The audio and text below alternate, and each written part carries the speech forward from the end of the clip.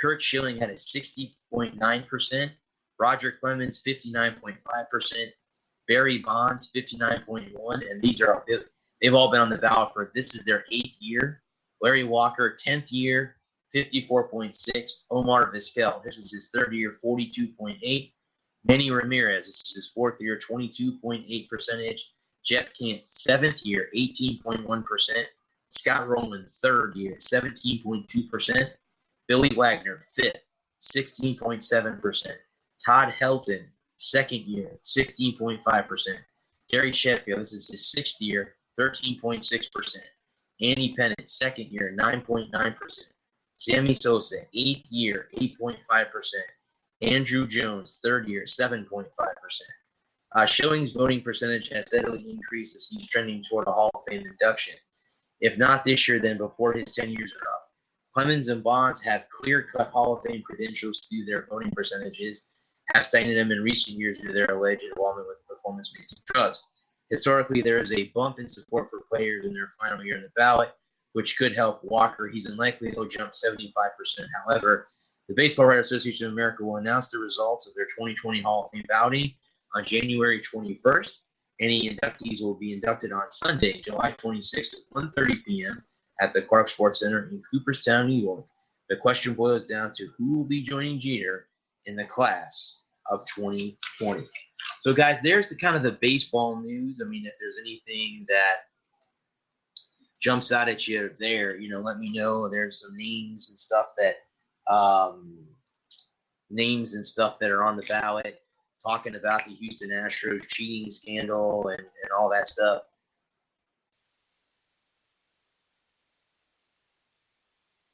Sorry, guys, I didn't get a drink there. Talking about that kind of stuff. But that's kind of the baseball news, there. So, I mean, if there's anything you guys want to talk about, hit me up on Facebook Live and talk to me on TalkShoe. If you're through there, let me know. In case you guys were not on the beginning of the show, I will be taking callers at the end of my show. So my Lewises and my Adams out there, anyone new calling in, I will get to your phone calls, and I'm going to do it at the end of the show. I've got a lot of topics I want to cover before I get to my callers, but I will get to you guys. I promise, cross my heart. If I have to go to 11 o'clock, we will get you on the air because I'm not going to not do that. All right, so the next topic, guys, again, if you guys did not hear or know, Colin Kaepernick had what they call a pro day on Saturday where he had some teams come out and see him to try to get back in the NFL. Now, again, guys, this is, something that doesn't happen for players. If you don't know, Colin Kaepernick has been out of the NFL for 3 years. The main reason, guys, if you don't remember, and I hate to bring this topic up, is the fact that he kneeled for our national anthem because he was trying to protest how African Americans are treated by police officers in this country. He was taking a knee for that, and it was not something that most people saw it as disrespectful. It started a trend. That trend has now gone away. The NFL, I guess, has tried to do their best with what they have. But they've tried to do this, but they gave Colin Kaepernick a chance. This first article, guys, is by Jack Brewer. And so here's how he breaks this down, guys.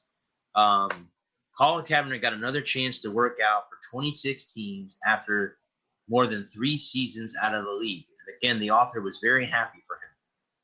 Unfortunately, 30 minutes before the scheduled workout, all of the joy that had him turned in disgust when I realized that his ego was so big that he took for granted the very tryout that so many of our brothers can only dream about.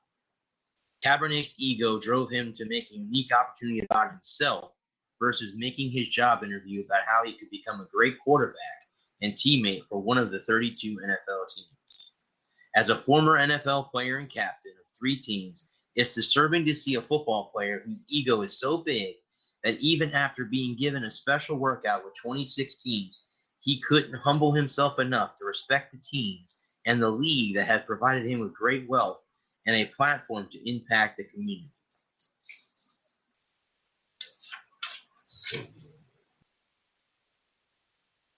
Goes on to say, my dear friend and Baltimore Ravens legend Ray Lewis then stepped in to meet with ownership to support the bringing of Cap to the Ravens. Now, this was after the 49ers had let him go. And here's what he did to Ray Lewis. He had sent out a tweet by Kaepernick's local girlfriend, radio host Vanessa Dopp, compared Ravens owners Steve Buscasi and Lewis, a longtime face of the franchise, to characters from Quentin Tarantino's film Django Unchained. The two men were depicted as Leonardo DiCaprio's cruel plantation owner and Samuel L. Jackson's loyal house slave, respectively. Surprisingly, Kaepernick never came out to apologize to Lewis, or did he have his girlfriend apologize. Lewis responded by saying then the girl, calling her girlfriend, goes out and puts out this racist gesture and doesn't know we are in the back office about trying to get this guy signed. Steve Buscemi has said to himself, how can you crucify Ray Lewis when Ray Lewis is the one calling for Colin Kaepernick? It goes on, guys, to talk about Jay-Z wanting to become an owner in the NFL. He had been working with Roger Goodell to help set up this rare opportunity to have 26 teams travel from all over the country to watch one of former player who hasn't taken a snap in over 3 years. Now, don't forget, you were a backup. He was a backup before kneeling. And really, the beginning to wonder if Kaepernick has forgotten that he was not a starting quarterback when he began to kneel. It appears that his ego had caused him to overlook the fact that he was already a backup with the 49ers. Decided to part ways with him. As a backup in the NFL, you cannot just be the guy who's causing the noise, no matter what noise you're creating. I don't want to come across as I was attacking Kaepernick here because I actually have a lot of respect for him. I'm praying for him too. I'm just witnessing his ego leading him to forget the reality that the opportunity to play in the National Football League is not a right, but it's a great privilege. So that's, like I said, guys, that goes on with that. Now, I did catch another article, guys. Now, this was written by Jesse Reed, a sports nut, and this was talking about Colin Kaepernick's lawyer saying that there are two teams that are interested in him being a part of that. Two teams are interested in that. Okay. Saying a couple of teams have shown interest in his client. Gerda said he thinks that something will happen on this within the next 10 days. He's saying that there are two teams that I think are in the hunt. One who genetically is in need of a quarterback, who had a poor showing on Sunday, has got the owner that I think that won't give a. The second team, he said, is run by an owner who does care, but which is in the hunt and needs a quarterback. The first team could be the Carolina Panthers. Kyle Allen is coming off his worst performance of the season and has taken a big step backward the past 4 games. He's also one of the teams we've highlighted as being a perfect for Kaepernick because Grace pointed out owner David Tepper is a different breed than most owners. However, Tepper said on Monday that the Panthers aren't interested in signing Kaepernick. So it's going to be fascinating to see which team may be mentioned in the coming days as having interest in Kaepernick, if anything happens at all, front at all. Okay, and then this one, guys, is by Larry Stone. Okay, and then this is his opinion, guys, on the whole Colin Kaepernick thing. My first thought when I heard about NFL's offers of a workout to Colin Kaepernick completely out of the blue, choosing voluntarily to thrust one of their biggest headaches back into the spotlight, was one of deep but well-earned cynicism, if I'm pronouncing that correctly. I'm sure it felt like a setup, in the words of Kaepernick agent Jeff Nailey. Something didn't smell right. And after seeing the bizarre way in which the event unfolded, well, I still feel that way. If there's a chance of Kaepernick ever playing again after nearly 3 years of banishment, it might have expired in the aftermath of Saturday's circus. Not because Kaepernick is not good enough. Mind you, according to ESPN's Adam Schefter, scouts who attended Kaepernick's throwing session said his arm was still elite. Other reports were generally favorable about his conditioning and throwing.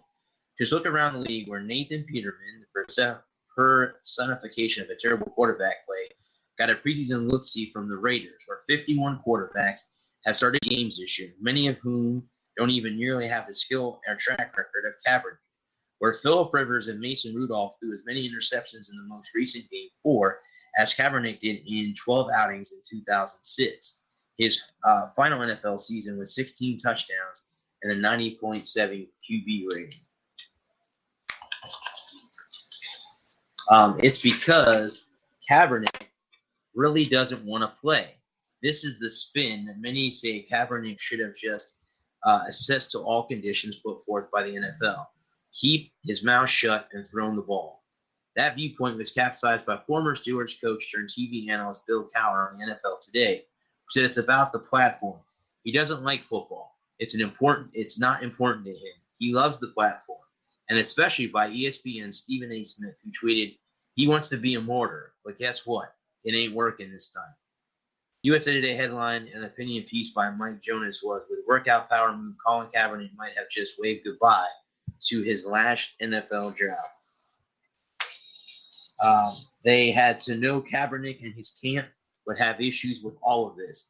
The resulting confusion, chaos, anger, that's all the benefit of the NFL. It muddles the waters, casts Kaepernick as an unreformed troublemaker, and re-raises the question about Kaepernick, genuine desire to play again. After all, he might not need the money after signing with a Nike deal and winning a previous conclusion grievance from the NFL for a reported $1 million to $10 million payout. Kaepernick is not blameless in this. By the way, if he truly wants to play again, why show up wearing a Kuti Kente t-shirt? That's not the way to win over reluctant owners, nor was it his tried post-workout statement in which he challenged the NFL Commissioner Roger Goodell, 32 owners, to stop running from the truth, stop running from the people. So, guys, that's my take really right there on Colin Kaepernick. If you guys missed it, there's a lot of people saying that he did legitimately possibly blew his final opportunity to come back in the league because once again he let his ego get ahead of his talent. Guys, and I'm not saying that he's an elite quarterback in the National Football League, and bear with me as I say this right here, right now. I am not a racist person. I don't. He knelt because he believes in, he believes what he believes. I'm not getting into racial things on this show. I'm not doing that. I'm not getting into politics on this show. So that's not going to happen. I'm not a racist person. I'm going to go on record saying that right now. I would be happy to see him back in the league as a backup quarterback because he's not going to be a starter anymore, guys. He's not. He doesn't, he won't be. He may work his way back to a starting position, but he would have to start out as a backup quarterback where he was before he was released by the 49ers. So if he gets back in the league, great. If he doesn't get back in the league, well, that's great too. However it goes out, it's one of those things as a football fan that, may or may not, we would, some of us want to see, some people want to see him back in the league. Some people don't ever want to see him back in the league. We'll have to wait and see how it all goes down, guys. Like I said, as I'm going to state again, I am not a racist person. I am not saying that I don't want Colin Kaepernick back in the league. I think what he did by kneeling for the flag was not the right way to go about it. That's just my opinion. That is very disrespectful to a lot of people in this country, our soldiers in particular, whether you were retired or active. And like I said, guys, I thank you guys, and I will be doing at the end of my show as I do on both my shows. In case you missed it, guys, and I hate to jump topic here, but I do have a show on Mondays called Tampa Talk that's just strictly about Tampa Bay sports. And I went on a little bit of a rant about the USF Bulls and Tampa Bay Buccaneers. If you want to do it, if you are my Facebook friend, head over to my page at Tampa Talk. If you're not a friend on Facebook and you'd like to get on here, friend request me or message me there, and I will get you a link to the show to let you listen to the show. But anyway, to get back to Kaepernick, guys, that's a topic that will be in the headlines until we get a conclusion on what happens. That's plain and simple. Until we get a conclusion on what is going down, that's the way it's going to be moving forward. But that's the two big topics that were on the agenda this evening. The next topic, guys, I'm going to talk about is the NBA. I'm not a big NBA guy, guys, but The NBA is going on as we speak right now. And again, guys, I'm sorry if I keep turning my head. It's 0-0 with